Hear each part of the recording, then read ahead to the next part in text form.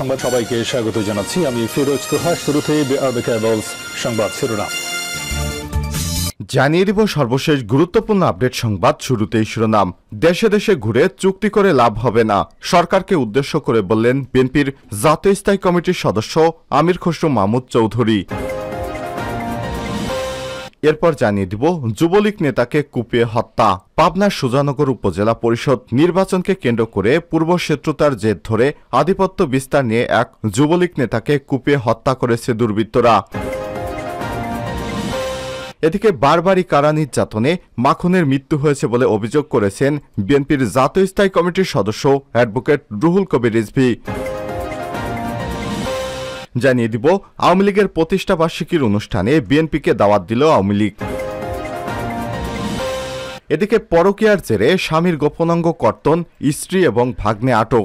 জামালপুরের বকশীগঞ্জে পরকীয়ার জের ধরে স্বামীর গোপনাঙ্গ কেটে দিয়েছে বলে অভিযোগ উঠেছে তার স্ত্রীর বিরুদ্ধে। এই ঘটনায় ইসমাইল হোসেনের স্ত্রী শাহিদা বেগম ৩৫ এবং ভাগ্নে মোসামিয়াকে আটক করেছে পুলিশ।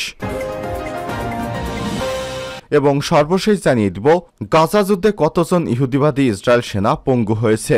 আলহামদুলিল্লাহ, গাজা যুদ্ধে ইসরায়েলের অনেক সৈন্যই পঙ্গু হয়ে গেছে। কোনো ধরনের অর্জন ছাড়াই পার হয়েছে গাজা উপত্যকায় ইসরায়েলের অগ্রাসনের ৯ মাস।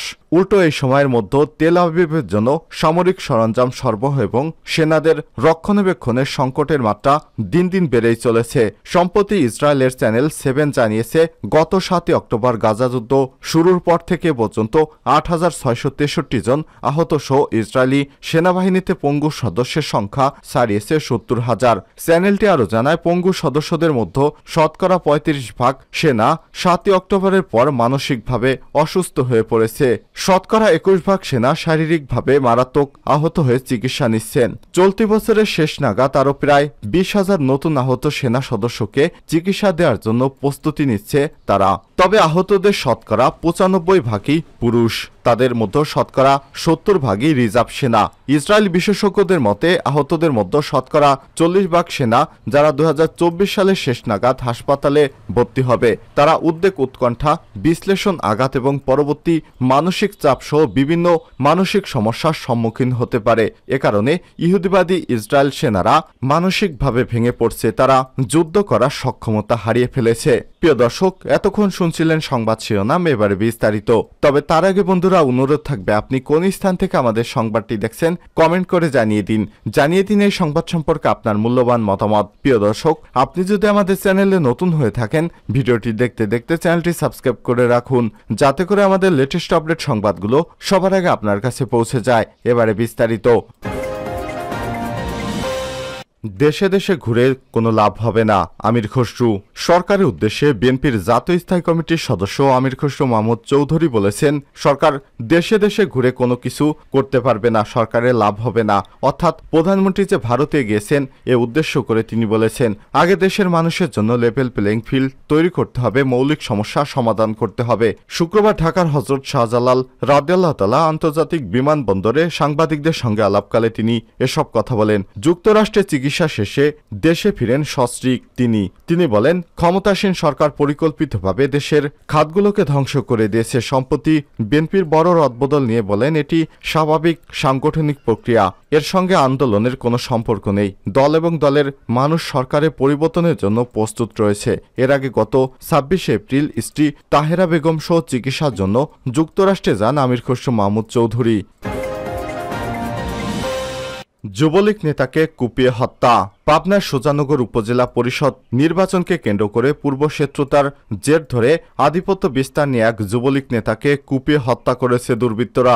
শুক্রবার ২১ জুন সন্ধ্যা ৭:৩০টার দিকে রাজশাহী মেডিকেল কলেজ হাসপাতালে নেয়ার পথে তার মৃত্যু হয়। এর আগে শুক্রবার বিকেল ৩:৩০টার দিকে উপজেলার রানীনগর ইউনিয়ন রানীনগর ক্লাবের সামনে এ দুর্ঘটনা ঘটে। নিহত যুবলীগ নেতার নাম আলামিন মিয়া, ৩৮। তিনি রানীনগর ইউনিয়ন মৃত শহীদুর রহমান মিয়ার ছেলে। তিনি রানীনগর ইউনিয়ন যুবলীগের সদস্য বলে জানা গেছে। পুলিশ এবং স্থানীয় সূত্র থেকে জানা যায়, গত 9 মে সুজানগর উপজেলা পরিষদের প্রথম ধাপের নির্বাচন অনুষ্ঠিত হয়। এই নির্বাচনকে কেন্দ্র করে বর্তমান চেয়ারম্যান উপজেলা আওয়ামী লীগের সভাপতি আব্দুর ওহাব এবং সাবেক চেয়ারম্যান উপজেলা আওয়ামী লীগের সাধারণ সম্পাদক শাহিনুজ্জামান শাহিনের সমর্থকদের মধ্যে রানীনগরে বেশ কিছুদিন ধরে অস্থিরতা বিরাজ করছে। এর আগে কয়েকবার তাদের মধ্যে সংঘর্ষেরও ঘটনা ঘটে।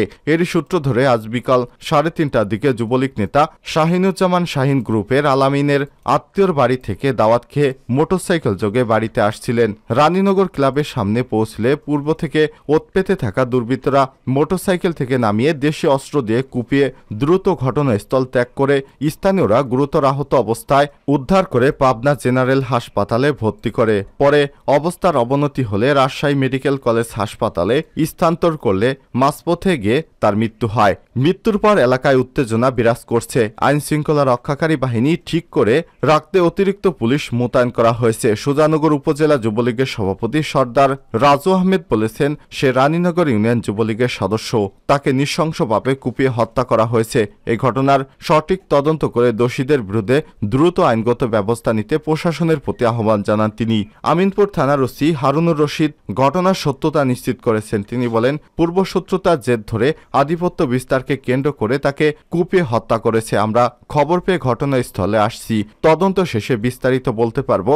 আইনগত ব্যবস্থা গ্রহণ করা হবে, দোষীদের গ্রেপ্তার করা হবে। এলাকায় অতিরিক্ত পুলিশ মোতায়েন করা হয়েছে। পাবনার অতিরিক্ত পুলিশ সুপার পদে পদোন্নতিপ্রাপ্ত মোহাম্মদ মাসুদ আলম খান সুজানগর উপজেলা পরিষদ নির্বাচনকে ঘিরে পূর্ব থেকে ওই এলাকায় অস্থিরতা বিরাজ করছে। এরই সূত্র ধরে আজ তাদের মধ্যে সংঘর্ষ হয়েছে। মারা যাওয়া ব্যক্তির মাথায় গুরুতর আঘাত পেয়েছে।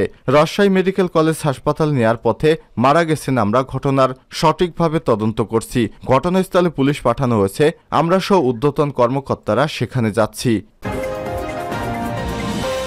কারা নির্যাতনে মাখনের মৃত্যু হয়েছে, অভিযোগ রিজভির।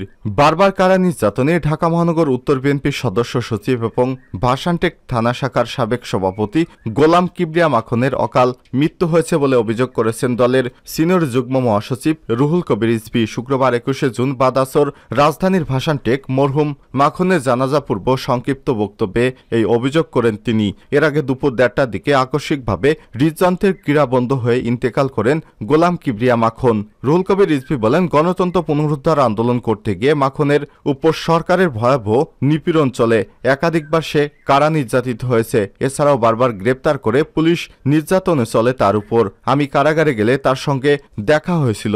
তার উপর সে ভয়াবহ নির্যাতন হয়েছিল, সে বর্ণনা আমাকে শুনিয়েছিল। তিনি বলেন, মাখনের অকাল মৃত্যুতে আমি গভীরভাবে শোকাহত। তার মতো সাহসী নেতার মৃত্যুতে যে শূন্যতা তৈরি হয়েছে তা সহজে পূরণ হবার নয়। আমি তার রুহের মাগফিরাত কামনা করছি। শোক সন্তপ্ত পরিবারের প্রতি সমবেদনা জানাচ্ছি। জানাজা আরও অংশ নেন বিএনপির চেয়ারপারসনের উপদেষ্টা পরিষদের সদস্য অধ্যাপক ডক্টর ফরহাদ আলিম ডোনার, ক্রীড়া বিষয়ক সম্পাদক আমিনুল হক, কেন্দ্রীয় নেতা নাজিমুদ্দিন আলম, তারিকুল আলম তেনজিং, যুবদলের সদ্য সাবেক সদস্য সিনিয়র সভাপতি মামুন হাসান, ছাত্রদলের কেন্দ্রীয় সহসভাপতি তৌহিদুর রহমান আওয়াল সহ বিএনপি এবং অঙ্গ সহযোগী সংগঠনের বিভিন্ন পর্যায়ের নেতৃত্ববৃন্দ। প্রতিষ্ঠাবার্ষিকী অনুষ্ঠানে বিএনপিকে দাওয়াত দিল আওয়ামী লীগ। আওয়ামী লীগের প্রতিষ্ঠাবার্ষিকীর দাওয়াত কার্ড বিএনপির অফিসে পৌঁছে দিয়েছে দলের প্রচার এবং প্রকাশনা কমিটির সদস্য এস.এম. জাহাঙ্গীর আলম সিরাজি এবং শেখ রিয়াদ মাহমুদ। শুক্রবার 21শে জুন রাত 8:45 দাওয়াতপত্রটি নিয়ে বিএনপির অফিসে পৌঁছন তারা। আনুষ্ঠানিকভাবে এই আমন্ত্রণপত্র গ্রহণ করেন বিএনপির নির্বাহী সদস্য আব্দুস সাত্তার পাটোয়ারি। আওয়ামী লীগের প্রতিষ্ঠাবার্ষিকী আলোচনা সভায় বিএনপির জ্যেষ্ঠ 6 নেতাকে আমন্ত্রণ জানানো হয়েছে। 6 নেতা হলেন বিএনপির মহাসচিব মির্জা ফখরুল ইসলাম আলমগীর, স্থায়ী কমিটির সদস্য ডক্টর খন্দকার মুশারেফ হোসেন, মির্জা আব্বাস, গয়েশ্বরচন্দ্র রায়, নজরুল ইসলাম খান এবং আমির খসরু মাহমুদ চৌধুরী। পরকীয়ার জেরে স্বামীর গোপনাঙ্গ কর্তন, স্ত্রী এবং ভাগ্নে আটক। জামালপুরের বকশীগঞ্জে পরকীয়ার জের ধরে স্বামীর গোপনাঙ্গ কেটে দিয়েছে বলে অভিযোগ উঠেছে স্ত্রীর বিরুদ্ধে। এই ঘটনায় ইসমাইল হোসেনের স্ত্রী শাহিদা বেগম 35 এবং ভাগ্নে মুসা মিয়াকে আটক করেছে পুলিশ। শুক্রবার 21শে জুন ভোরে ধনোয়া কামালপুর ইউনিয়নের লাউচারাপাড় ডুমুরতলা আশ্রয় প্রকল্পে এই দুর্ঘটনা ঘটে।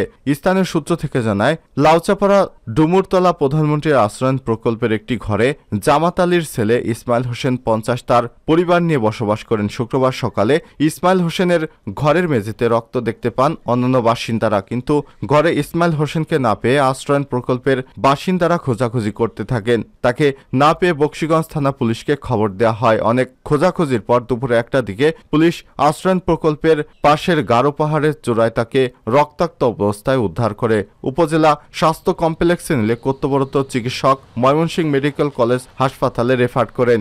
স্থানীয়দের ধারণা, তার স্ত্রী পরকীয়ার জের ধরে স্বামী ইসমাইল হোসেনের গোপনাঙ্গ কর্তন করা হয়েছে। বকশীগঞ্জ থানার ওসি তদন্ত সঞ্জয় শাহ জানান, ইসমাইল হোসেনের গোপনাঙ্গ কেটে ফেলায় প্রচুর রক্তক্ষরণ হয়েছে। ময়মনসিংহ মেডিকেল কলেজ হাসপাতালে চিকিৎসাধীন রয়েছেন তিনি। এই ঘটনায় প্রাথমিক জিজ্ঞাসাবাদের জন্য ইসমাইল হোসেনের স্ত্রী শাহিদা বেগম 35 এবং ভাগ্নে মোসামিয়াকে আটক করা হয়েছে।